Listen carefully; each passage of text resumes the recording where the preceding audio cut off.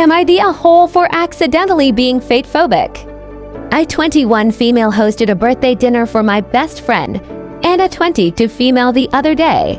I invited all her close friends, made the cake, made a ton of food I knew everyone could enjoy, and decorated the place with all her favorite things. I was exhausted, and honestly, all that cooking kinda killed my appetite. So when everyone was eating, I only had a couple things before putting my plate away. One of the friends, let's call her Sarah, noticed and asked what was wrong. I told her I just don't have that much of an appetite, but please don't stop on my account. I made all this food, so enjoy to your heart's content. She didn't say anything, just nodded and walked off. Then we moved on to games and everyone had a blast until it was time to cut the cake. The cake was delicious and people were gobbling it up as they should because it was amazing. I only took a few bites of cake before putting it away, and Sarah once again walked up to me. She talked about how good the cake was and how everyone was downing it. I laughed and told her I was super happy everyone was enjoying it and I wish I could down my piece like everyone else. But I just finished a whole bottle of Mexican Coke earlier, so a few bites were all I could stomach right now. She went OFF on me. She started yelling at me about how I shouldn't have called her fat. I don't think I did though. And that I should be ashamed of making people feel guilty about eating. Anna came over trying to calm Sarah down because now everyone was staring and wondering what was happening. I tried to reach out to Sarah in an attempt to defuse the nuclear war I inadvertently started, but she stomped off. Anna looked at me confused, and I just shrugged before telling everyone to continue as they were. The party eventually kicked back off. I tried to text Sarah to come back and apologized, but she just left me on read. Now, a few days later, Anna's friends refused to talk to me. Sarah has spread the word that I'm fate-phobic and everyone is eating it up. I know I'm not as close to them as Anna is, but it still hurts that they seem to believe Sarah so easily without attempting to understand the whole situation. My best friend tried to explain to them it was a simple miscommunication, but no one seems to be listening. The only thing that'll apparently help the situation is a full-blown apology from me in person to Sarah. Sarah's words to my friend. But I really don't think I did anything wrong. Edit. Oh gosh, I didn't expect this to blow up the way it did. The way my phone kept going off in class, oof. But here's an update for any that are curious. I texted Anna throughout all of this, and apparently Sarah has been going around and telling the friend group a completely different story than what happened. That's why they've been icing me out. From what Anna can gather, she's been saying I was the one who went up to her and made comments about how much she's ate, which never happened. I'm over this petty drama, so I just texted everyone in a group chat and let them know they can believe what they want. For what it's worth, Anna is 100% on my side since she knows I'm not the type to police who eats what. I'm graduating soon with my uni degree, so I have better things to worry about. If they respond, I'll let y'all know what they say. Am I the a-hole for not telling my boyfriend I won money 15 years ago? I don't know what I did wrong or if what I did is wrong, and I need some advice. I didn't want to post this on my real account because I'd like to be as anonymous as possible. My boyfriend, 35 male, and I, 35 female, were discussing finances as we wanted to be on the same page. My boyfriend moved in with me unexpectedly 3 months ago as his landlord decided to move into the property with his family. We were discussing finances and the topic of how I own my place came up. I explained I won some money, not a lot, but enough to be able to put myself through nursing school, purchase my home, and have some savings back in 2009, and bought my place outright and then rented it out until I moved back into it in late 2018. Obviously, I had some luck on my side as this was right in the middle of the recession. So I got my place for real cheap. He says I deceived him by giving him the impression that I was a financially well-off and that I led him to believe I was more business savvy than I was. I don't know how I did that because I literally work as a nurse, make decent money, fully own my home, fully own my car, have decent retirement plans and decent savings. am fairly certain that I am financially better off than most people I know. He says that he can't trust me anymore and that he was stupid to have listened to my financial advice.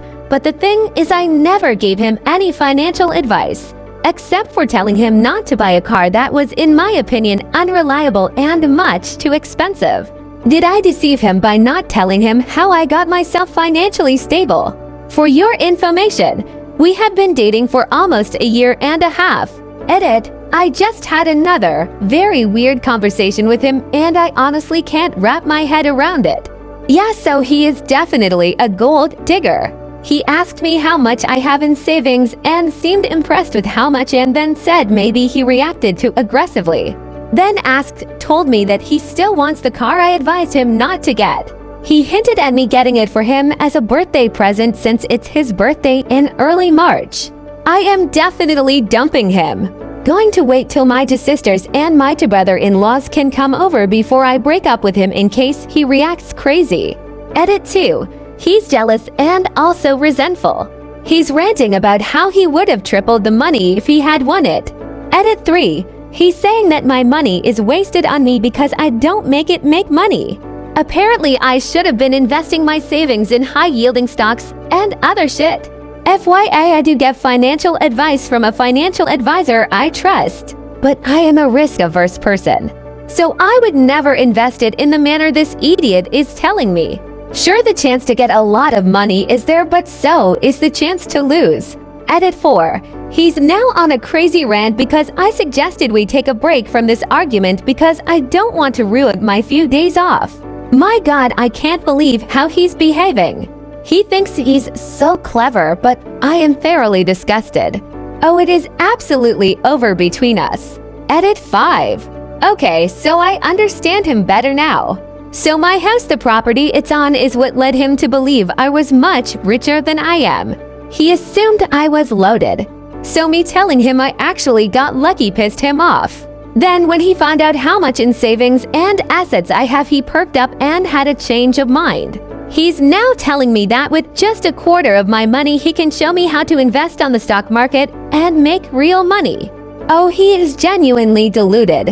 Am I the a-hole for spending money my grandparents gave me instead of saving it toward my stepbrother's treatment fund? My mom got married to Alan 2 years ago. I 15 female was 13 at the time and Alan's two kids were Emma 9 female and Noah 3 male.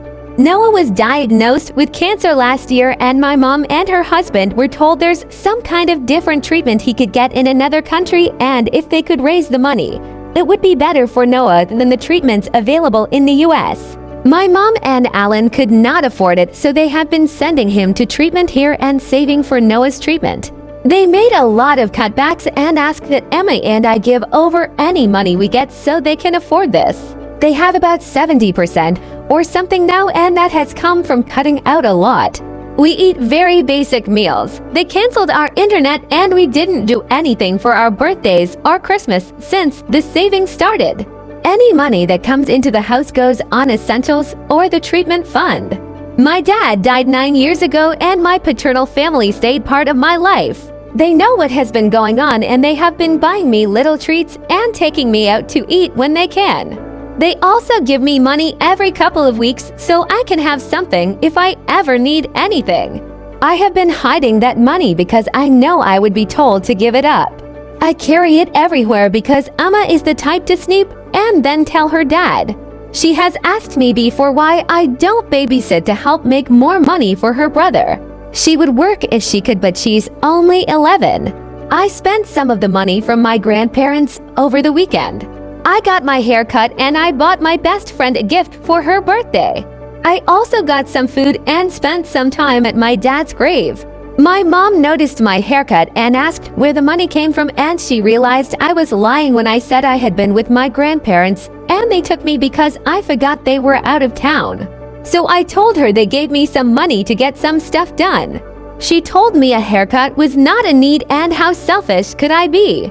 Alan heard her scolding me and he jumped in and asked what the hell was wrong with me. He told me this family has to pull together for Noah and I am acting like I don't care whether Noah gets this treatment or not.